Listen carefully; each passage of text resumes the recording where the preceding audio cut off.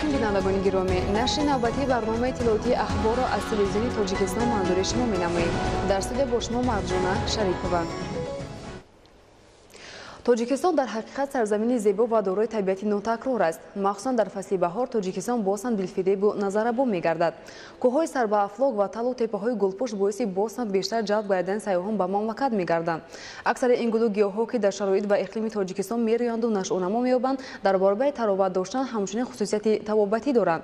خبرنگاران ما عاید از طبیعت دلفریب تاجیکستان گزارش آماده نمودند که اینک منظورتان می‌گردانیم. بهار تاجیکستان دلفریب و نظربا است. از حساب رنگارنگی گل و گیاهای گوناگون که شماره زیاد را تشکیل می‌دهند، طبیعت تاجیکستان مخصوصا در فصل بهار تسخیر کننده می‌شود. اکثر این گل و گیاها که در شرایط و اقلیم تاجیکستان می‌رویند و نشأ و نما می‌یابند، در برابر تراوت داشتن همچنین خصوصیت طبابتی دارند. موافق حساب متخصصان امروز در قلمرو مملکت زیاده از 3500 نمود گل و گیاهای شفایی می‌رویند. گل و گیاهای تاجیکستان نوابسته به منصوبیت به قطار گل و گیاهای شفایی یا آرایشی طبیعت مملکت را نگاه می‌دارند و در تازگی هوا گردآلودسازی و رشد ساحه زنبور عسل پروری نیز نقش مهم دارند. با آمدن فصل بهار طور گفته شد کوه صحرای مملکت سبز و گلپوش گردیده نمای بسیار رنگین و دلپسند گرفته است.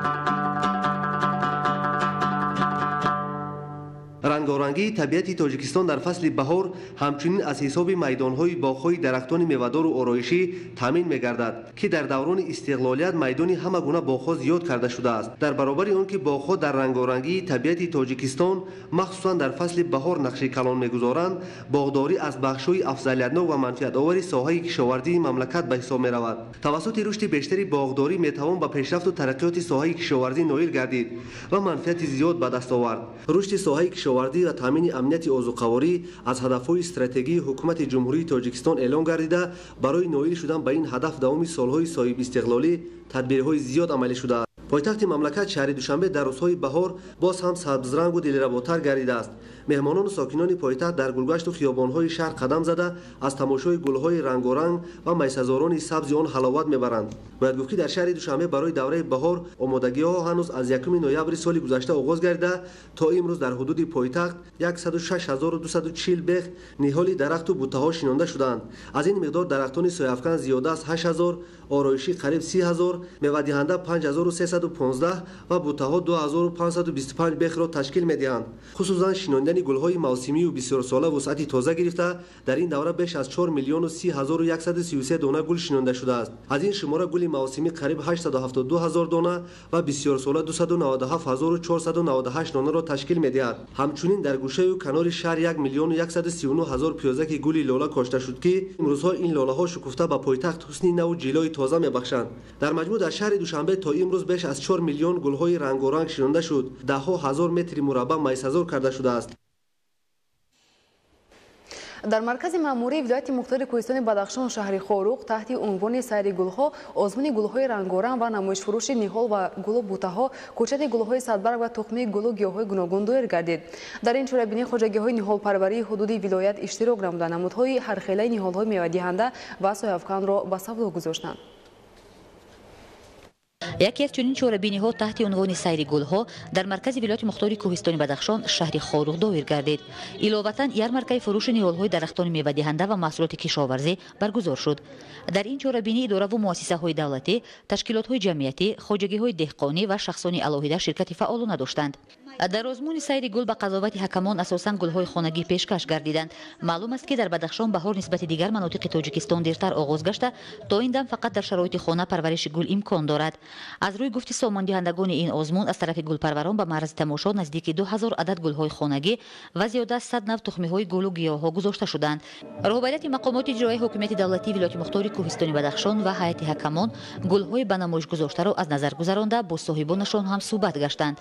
یکی از شرط‌های اساسی آزمون معرفی گل‌ها یعنی دانستن نام و خصوصیت آنها میباشد. در رفت آزمون معلوم گردید که گلپروران به آزمون سیر گل‌ها با تیاری خوب آمدند. یک نفر از آنها فرزانه مستانشای و به نمایندگی از نام کارمندان مقامات اجرایی حکومت دولتی شهر خوروق زیاد از 50 نمود گل‌های خانگی را به نمایشگاه آورده آنها را معرفی نمود. مسکون دیگر شهر خوروق بانوی گلپرور ستاره سید حسنова در فصل زمستان در شرایط خانه کوچه‌های گل خانگی را پرورش نموده اثر بهار به فروش میبرارد. با آزمون سیر گل‌ها و زیاد از 40 نمود را پیشکش کرده است. از روی گفت خودش 12 نامگوی از این گل‌ها خصوصیت شفایی داشته در طب خلقی فراوان استفاده می‌گردند. گل‌های دیگر باشند آرایشی بوده، رنگ‌های سرخ و سفید و نیلابی دارند. عموما گلپروری یکی از کسب‌های شوق‌آور باشد هم کم کسان با آن کاردار هستند، ولی کسی که با میل به پرورش گل‌ها مشغول است دیگر از این کسب دست کشیدن نمی‌خواهد. در رشد و نموی ساحه گلپروری حصه عالمان پژوهشگاه بیولوژی پامیر اکادمی علم‌های تاجیکستان نظررس بوده، کارمندان آن گل‌های پرورده‌شان را به نمایش گذاشتند. موجودیت باغ بotانیکی پامیر به گلپروری در تمام حدود ولایت مختار کوهستان بدخشان تاثیر مثبت رسانده امروزها در هر یک خانه‌دان گل‌های گوناگون زیبای خانگی را دیدن ممکن است.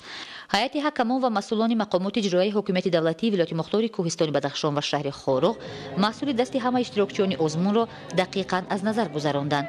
به سوال‌های آنها عاید خصوصیت‌های گل‌های خانگی، مکان پیدایش آنها و طرز نگاه‌بینشان بیشتری از اشتراکچیان آزمون جواب‌های صحیح دادند. غالبان آزمون برای ذوق بلند زیبایی پرستی، شرکت فعالانه و سهمگذاری در افزون گرداندن نوع رستنی‌های خانگی قدردانی کرده شدند. در ولایت‌های گوناگون جمهوری اسلامی افغانستان دوام یک ماه آخر از بارشات و آبخیزی 11000 منزل استقامتی پوره و 16000 خانه دیگر قسماً خراب گردیده 147 نفر هلاک شدند. در شهر زنفر نیگریا در نتیجه حمله گروه سلاح به دستان 50 نفر به هلاکت رسیده 10 کس دیگر جراحت برداشتند. شرح این و دیگر خبرها از خارج مملکت. در ولایت‌های قسم شمال و غربی افغانستان در نتیجه بارشات و سیل و آبخیزی 147 نفر به هلاکت رسید 278 کس دیگر جراحت برداشتند. موافق معلومات وسایل اخباری عامه محلی آبخیزی در 20 ولایت افغانستان از جمله ولایت‌های هرات، بادغیس، فاریاب، غور، تخار، سمنگان، بلخ، جوزجان، سرپول و بغلان به خواجگی خلق ضرر رسانده است. طبق اطلاع حکومتداران دوام یک ماه اخیر در نتیجه بارشات و آبخیزی 11000 منزل استقامتی پوره و 16000 خانه دیگر قسما خراب شدند. تنها در ولایت هرات در یک ماه اخیر از آبخیزی 32 نفر به هلاکت رسیده 15 کس دیگر مجروح شدند. در ولایت فاریاب باشد آفت طبیعی به مرگ 19 نفر باعث شده است. از روی گزارش نمایندگان سازمان ملل متحد از آغاز سال 2019 تا کنون در پی بارشات و آبخیزی در افغانستان بیش از 163000 اهالی ضرر دیدند. در ولایت ننگرهار جمهوری اسلامی افغانستان در رفت گذراندن عملیات مخصوص خدمتچیان حربی 70 سلاح به دست محو کرده شده 10 هم مسلک آنها زخمی گردید. کارمندان ساختارهای قدرتی افغانستان یک انبار یراق و مهمات جنگی سلاح به دستان را خراب کردند. نظامیان ضمن عملیات ضد تروریستی چند منطقه اهالی نشین را از زیر نظارت گروه‌های مسلح آزاد نمودند. дар минтақаи Каура намудаи штати Замфараи Нигерия силоҳбадастон ба сокинон ҳамла карданд. Дар натиҷа 50 нафар ба ҳалокат расида, даҳҳо каси дигар захмӣ шуданд. Дар миёни ҳалокшудагону захмиён занону кӯдакон низ ҳастанд. Ҳамчунин силоҳбадастон чанд бинои истиқоматии сокинонро оташ зада ба самти номаълум фирор карданд. ҳукуматдорони Нигерия иброз медоранд ки ба сокинони минтақаи Каура намуда гурӯҳҳои силоҳбадасти маҳаллӣ ҳамла карданд. Хизматчони ҳарбии Нигерия ҷиҳати нобуд кардани силоҳбадастон амалиёт мегузаронанд. дар яке аз роҳҳои минтақаи Фискараи штати Каиснаи Нигерия нақлиёти мусофирбар ба садама дучор гардид. Дар пайи ҳодиса 19 нафар ҷон бохта, 38 каси дигар маҷрӯҳ шуданд. Кормандони хадамоти дахлдор захмиёнро ба беморхона интиқол доданд. сабаби ба садама дучор шудани автобус дар суръати баланд арзёбӣ мегардад. намояндагони созмони умумии ҷаҳонии тандурустӣ дар Мозамбик эм кардани сокинонро аз беморӣ вабо оғоз карданд. як моҳ қабл дар Мозамбик пас аз тӯфони харобёвари Идай ва боришот паҳншавии бемории вабо ба амал омад. дар ин муддат қариб 1,5 аҳолӣ ба ин беморӣ марговар гирифтор шуданд. паҳншавии вабо бештар дар минтақаҳои гуногуни шаҳри Бейра ба қайд гирифта шудааст. тӯфони Идай қариб 95% шаҳри мазкурро хароб кардааст. дар Мозамбик бар асари тӯфони Идай ва обхезӣ садҳо нафар ба ҳалокат расиданд. дар атрофи шаҳри Куала Лумпури Малайзия автобусе ки коргарони яке аз ширкатҳоро интиқол медод ба садама дучор гардид. бар асари ҳодиса 10 нафар ба ҳалокат расида, 34 каси дигар ҷароҳат бардоштанд. тибқи иттилои кормандони мақомоти полис, ҳангоми ҳаракат ронандаи нақлиёти мусофирбар идораи онро аз даст дода ба садама дучор шудааст.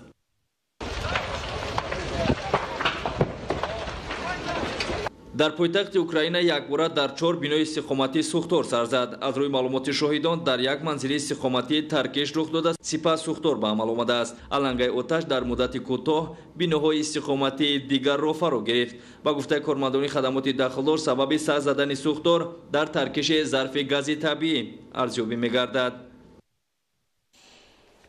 мавзӯи дигар, кишоварзони ноҳияи ҷайҳун имсол дар майдони 15 000 гектар замин маҳсулоти кишоварзӣ киш намуданд ки аз ин 3300 гектар ғалладонагӣ, 300 гектар картошка, дар майдони зиёда аз 6000 гектар пахта ва дар майдони 2594 гектар кишти пиёз гузаронида шудааст.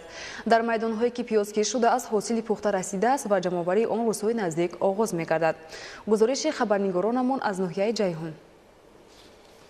кишоварзӣ яке аз соҳаҳои муҳими хоҷагии халқи мамлакат ба шумор рафта, рушду тараққии он барои иҷрои яке аз ҳадафҳои муҳими стратегии миллӣ, таъмини амнияти озуқавории мамлакат, ғанӣ гардонидани бозори истеъмолӣ бо маводи ғизоӣ ва таъмини аҳолии деҳот бо ҷойҳои корӣ мусоидати бештар менамояд. кишоварзони ноҳияи ҷайҳун чун дигар кишоварзони ноҳияҳои мамлакат бо истифодаи оқилонаву самараноки обу замин ва бо истифода аз малакаю таҷрибаи бои деҳқонӣ дар истеҳсоли маҳсулоти кишоварзӣ ба нишондиҳандаҳои назаррас ноил гардиданд.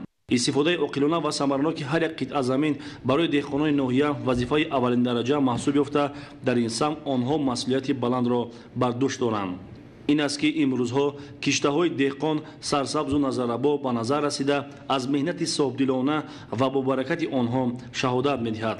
пахтакорӣ яке аз шуғулҳои асосии деҳқонони ноҳия ба шумор рафта, ҳамасола майдони кишти ин зироати стратегӣ зиёд ва ҳосилнокии он баланд бардошта мешавад. деҳқонони ноҳия дар пахтакорӣ таҷрибаи бою ғанӣ дошта, бо истифода аз тухмиҳои серосил ва риояи пурраи агротехникаи парвариш ва нигоҳубини пахта ҳамасола ҳосил дилхоҳ ба даст меоранд.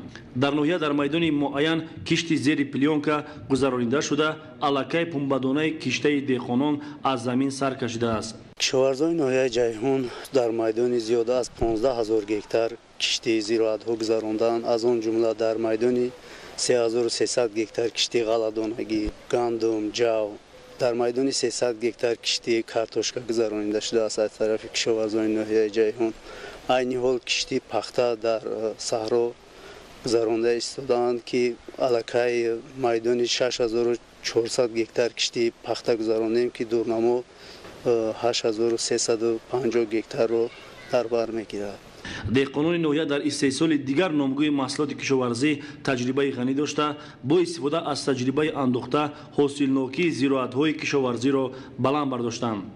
махсусан дар истеҳсоли пиёз деҳқонони ноҳия натиҷаҳои назаррасро соҳиб гардиданд. аллакай киштаҳои деҳқонони соҳибтаҷрибаи ноҳия ба бор омада рӯзҳои наздик ба бозорҳои шаҳру ноҳияҳо ба фурӯш бароварда мешавад. дар баъзан қитъаҳо ҷамъоварии пиёз оғоз гардида маҳсулот ба фурӯш бароварда шудааст. дар майдони 2594 гектар кишти пиёз гузаронида шудааст ки кишоварзони ноҳия имсол зиёда аз 90 000 тонна истеҳсолро дар нақша доранд. дар ноҳияи ҷайҳун ки соҳаи кишоварзӣ бо маром рушд намудааст, деҳқонони қавииродаи ноҳия азм доранд дар ғанӣ гардонидани сабати истеъмолии аҳолӣ ва пеш аз ҳама дар таъмини амнияти озуқавории мамлакат саҳми муносиб ва арзандаи худро гузоранд. дар ноҳияи рашт майдони боғҳо ҳамасола афзуда истода аст. айни ҳол дар ҳамаи шаклҳои хоҷагидорӣ зиёда аз 4000 гектар боғ мавҷуд буда, соли ҷорӣ 80 гектар боғи нав бунёд хоҳад шуд. гузориши Дигули Маҳмуд аз ноҳияи рашт. боғдорӣ яке аз соҳаи асосӣ ва сердаромади ноҳияи рашт ба шумор рафта. хоҷагидорон давоми 2 соли сипарӣ шуда қариб 400 гектар боғҳои нав бунёд карданд. яке аз самтҳои афзалатноки хоҷагии наимӣ ниҳолпарварӣ, боғдорӣ ва картошкакорӣ ба шумор рафта. деҳқонон дар ин ҷода таҷрибаи бой доранд. рӯзҳо дар хоҷагии мо бисёр кор хуб ба роҳ монда шудааст ва мо аллакай буриши дарахтон яъне обрезкаро ба анҷом расонда ба додани ғизо дар вехти дарахтон шурӯъ намудем ва хоҷагии фермерии наимӣ ҳар сол зиёда аз 100 000 вех ниҳол тайёр мекунад ва мо имсол 8 намуди сев ва 7 намуди нок, шафтолу, олу, зардолу ва дигар намудҳои дарахтони мевадиҳандаро тайёр намуда барои боғпарварони минтақа пешниҳод намудем.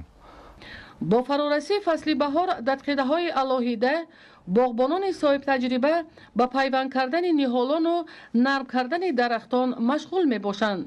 дар баробар ин бо мақсади рушди соҳа дар қитъаҳои алоҳида деҳқонони хоҷагӣ аз ҳисоби ниҳолони серҳосил боғҳои нав бунёд карда истоданд. ба гуфти сарвари хоҷагӣ бо мақсади рушди соҳаи боғдорӣ нақшаҳои зиёде пешбинӣ шудааст ки он давра ба давра бо назардошти пешрафти иқтисодӣ амалӣ хоҳад шуд ва ин тадбир бешак ба афзоиши меваҳои хушсифат ва рушди соҳа мусоидат хоҳад кард. бунёди бинои меҳмонхонаи сеошона ва сардхона барои нигаҳдории маҳсулоти кишоварзӣ дар шафати майдони боғ идома дошта, иншоот дар арафаи ҷашни 30-солагии истиқлолияти давлатии кишвари азизамон ба истифода дода мешавад. бунёди сардхона асосан барои нигоҳ доштани мева ва дигар маҳсулоти кишоварзӣ пешбинӣ шудааст, то бадин васила дар оянда деҳқонон ба содироти меваҳои хушсифат низ муваффақ шаванд. Идигули Маҳмуд, Додарҷони Мирзозода, барои барномаи ахбор аз ноҳияи рашт. бинандагони гиромӣ, нашри навбатии барномаи иттилоотии ахбор хотима меёбад. хайр, саломат бошед.